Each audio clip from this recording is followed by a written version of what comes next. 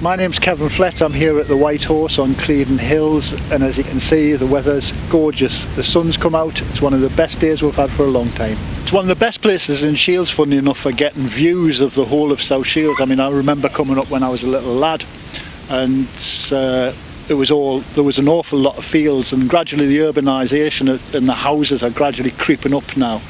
It's actually very difficult to see the White Horse from South Shields. There's about 2 spots because there's all the houses are in the way now.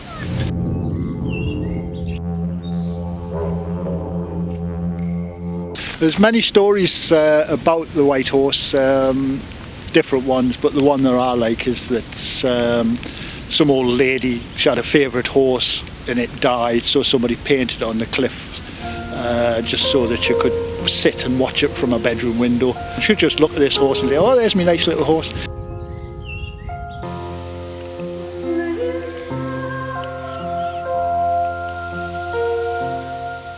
I'm Liz Anderson. I have lived on South Tyneside all of my life. I walk along the coastline 2 or 3 times a week, in winter, summer, and enjoy the changing seasons.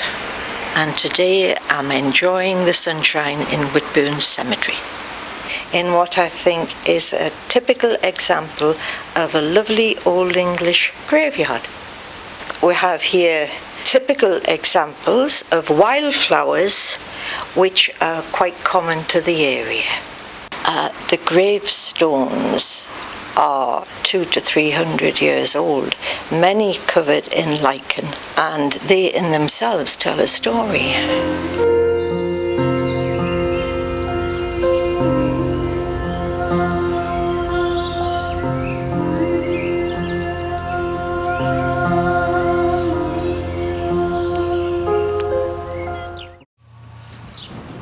Hi, my name's Marsden Cleadon. I live in South Shields and I go riding about 3 times a week.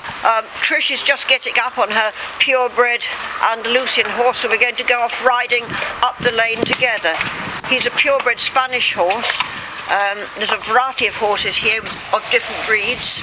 Apart from Lucas half Clydesdale, there's Irish Draft, there's Thoroughbred, there's various sorts.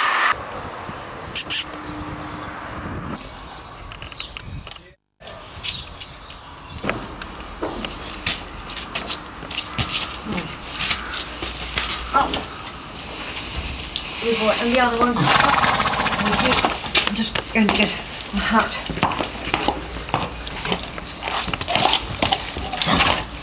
The weather today is really bad. It's misty. It's probably a sea fret, and we won't be able to see very much. On a good day, over the Cleadon Hills, we can see us beyond the Blythe Power Station and St Mary's Island. We can see down to Hartlepool. It's a wonderful feeling of fresh air and sunshine and wild birds. And in June or July, there's bee orchids and quite a few rare birds and flowers. My name is Dennis Miller. I'm at Whitburn Golf Club. The weather is absolutely beautiful today. My name is Alan Owen. I've been playing here, I came here first to play about 1966, but then I became a member in 1970. Dennis has been here longer than me. Dennis has been here since when? 52 years. 52 years. Yeah. Well, Dennis still plays. He goes around 18 holes. I don't play that now, I just potter around. Really, my job here is a club archivist, and I just keep the records of pictures and the history of it. The club was founded in 1930, but there was a club in Whitburn, the British Legion Golf Club, the only British Legion Golf Club in the country. But they couldn't play there on the weekends because people were using the targets. The rifle range. The rifle range, yes. That's what it was, the army used to use it. Yeah, so they couldn't, so some of them decided to come up here, and they had permission to play on this land. On occasion had cars, stolen cars mainly, driven onto the course, one which was set on fire, and 2 who obviously didn't know the golf course, drove into bunkers where they shouldn't be. It's a 2-shot penalty. Basically, the club is well supported, especially at weekends and during the summer. And it's a very friendly club. We have no problems at all. I can't remember any real problems in this club. No. You know, no animosity, even on the golf course. If you can believe that.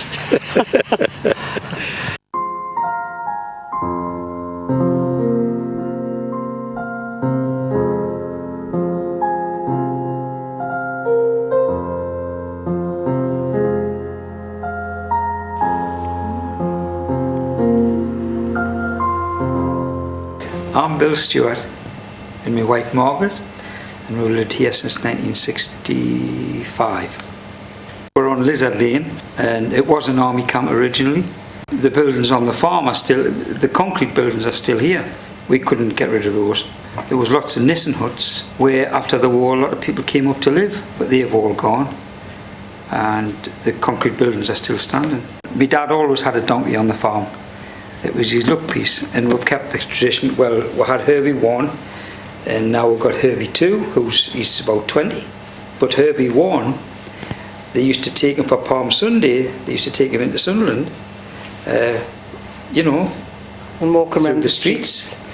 And there was one time they asked for the Sunderland Empire had asked for if they were looking for a donkey for the show. The nativity play. For the nativity play, and my dad says, yes, you can take Herbie. So they came, they took him. They got him on the stage with lots of other donkeys were doing the party piece. And of course Herbie comes in, and of course Herbie's a stallion, and these were all Jennies. Rosie came on, she walked on very, very sedately. Then Jenny walked on, she was very sedately, and there was a few other mares all came on. Then all of a sudden in the background you heard him, oh. And he came on in full flow, he was going mad, they couldn't hold him. And all the newscaster said was, this is the Clint Eastwood of Whitburn. So that was it, he had to come home. That was it. He didn't get the part, needless to say. He didn't.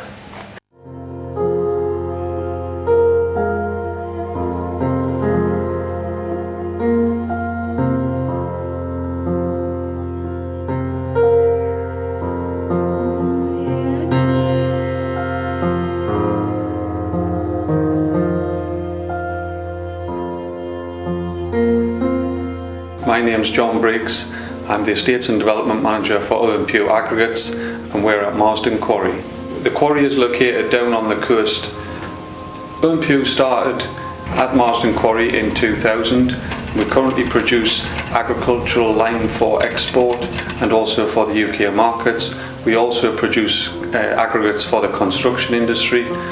In environmental terms, there's little impact upon the surrounding area. There's dust monitoring and noise monitoring continuously, and also blasting has been completed. In the longer term, we're looking to restore the site to a limestone grassland for nature conservation and wildlife habitat.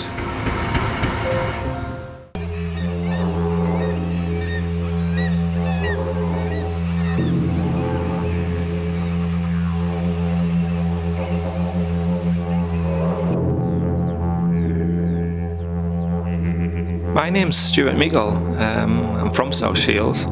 I've lived here for most of my life. And for the past 13 years I've been photographing the coastline of South Shields and Whitburn. I've always loved the coastline along South Shields and Whitburn. It's always been part of my life ever since I was a child. I grew up in St Vincent Street in the 70s, and like a lot of kids who grew up near the coast, we just used to go down there and explore and play.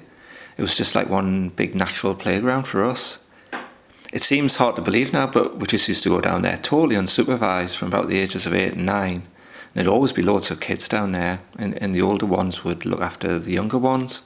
And that's what the coastline did to me as a kid. It was, it fueled my imagination. I remember reading a photography article about landscape photography, and it said a really good landscape photograph is not a chocolate box type image that people look at and say, that's nice. but it's one that challenges your view of what landscape actually is, or makes you see a landscape or somewhere that is familiar to you in an entirely different way. And that's what I'm trying to achieve with my photography.